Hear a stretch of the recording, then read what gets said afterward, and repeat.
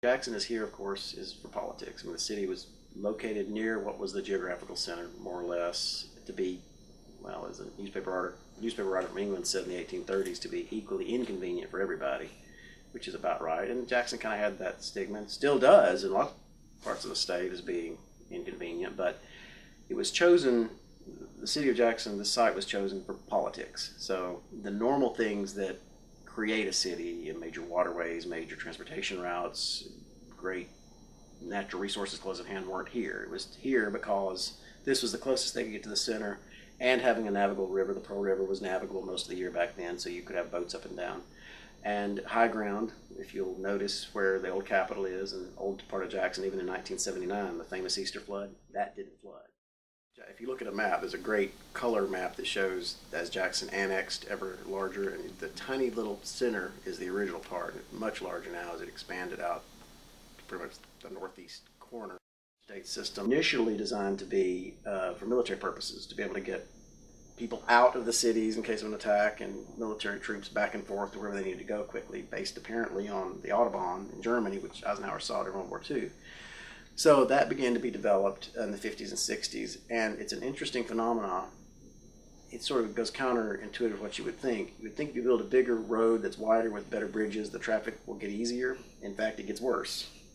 And as they were building 55 and more people were coming down, you almost see this imaginary, vision of a bottleneck, gets as far as the highway, the interstate stops, they had still working on it, so they have to funnel all this traffic, increased traffic on old highways, which would have been old 51 until they got 55 finished, so all of that obviously increased the pressure on 51. Of course, 55 opened. Of course, 51, State Street was still a busy traffic thoroughfare. So, but we've got 50 to 60, or maybe even 150 years, depending on how you look at it where you are, the idea of spreading out, because there's always been so much land, and there still is a lot of land out there. And there's a lot of undeveloped land, and if you look at how much land per citizen in the United States, it's a huge amount still. Now, I'm not saying that we should go out and just willy-nilly. I don't think that's a good idea. There's also an awful lot of convenience to having your own car. And my family, we have a van. We don't have the one car right now. And it's a bit of a pain sometimes to get where we need to go, because we don't have another option where we live except to drive, because there simply aren't sidewalks around to walk, and there's no public transportation in Ridgeland. So we do have to take the... I think traffic congestion for Jackson, its biggest problem is probably associated with just the kind of population that's leaving Jackson, because if you can see this 5 o'clock every day, whereas when most people are getting off work, they work in the city of Jackson, but they live in Madison and Ridgeland, so that type of traffic, causes, just that alone, creates a traffic hazard. Whereas if these people were still here, then that traffic probably wouldn't be as big as a problem. People do what they have to do, and as the future comes up, they may have to take public transportation, because who knows what's going to go on in the country. And also it's a youth thing. The younger the people are, the more acceptable they are to things such as public transportation. Mm-hmm. What we need, what I hope we're going to get eventually, is what Chattanooga has, in Atlanta, and Nashville, Little Rock, which is light rail trolleys. Mm-hmm. Jackson, we did keep the 1.8 mile circle in downtown Jackson, quite by accident, that was a trolley line at one time, and hopefully it will be. Well, we went to Baltimore this summer for a conference. Of course, Baltimore's a much larger city, and they have a history more so of being an urban center with public transportation more than we do. I mean, it's just not that sort of overriding long history of that, and maybe not the same stigma that we attach to riding the bus, I don't know. But I flew into Baltimore Washington International Airport and took the light rail from there into downtown, which is very nice. And I think if there was something like that, that would be great. Some of my colleagues who work at Madison County and as far as Canton, we've talked about if there was something like that, we would love to take that into downtown. And it's a great idea. But here's the problem. I don't know where the train would go, probably to Union Station, which is almost a mile walk from our office. And then there's no way to get from there to here yet, except to walk, which is fine. We don't need to walk more.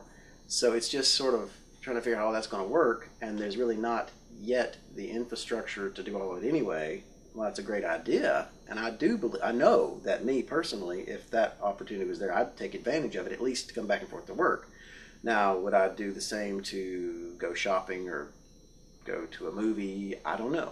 It would depend, because we are very used to convenience and we want what's comfortable and what's easy. And it's very easy to hop in the car and drive to what's closer than it is to get on a trolley or a train or a bus or whatever and go where that's going to take you. They think they have no idea that this is the safest area in the state of Mississippi. Statistically, downtown Jackson is the safest area. Safer than Madison, safer than Clinton, safer than Ridgeland. But everybody thinks if you come down here, you're going to get raped, pillaged, and shot. But it's not true. And some people, folks, if they had public transportation, they would be able to, some folks that, look, they get older. They're not comfortable driving downtown. But if they could get on a bus or get on a train and come downtown to the ballet or whatever, it increases the activity. See, Mississippi has a problem in transportation. It's a mindset. It's a culture. Services. But down in Mississippi, God knows I love my state, but we feel like it's our by God right to park right where we work, go to church, or eat. But you'll drive to a mall and walk 2 miles to get to it and not think a thing about it. Am I making sense?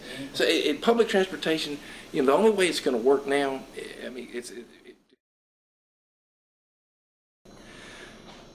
it's a function of money. When you got the car manufacturers driving the train on alternative energy, Orville Wright, it's going to take, can you imagine suddenly if an alternative source of energy came up overnight where you didn't need oil anymore? You got to ease into things. As the oil keeps going up and oil keeps going up and oil keeps going up, there will be other ways created to get around, because there will be no choice.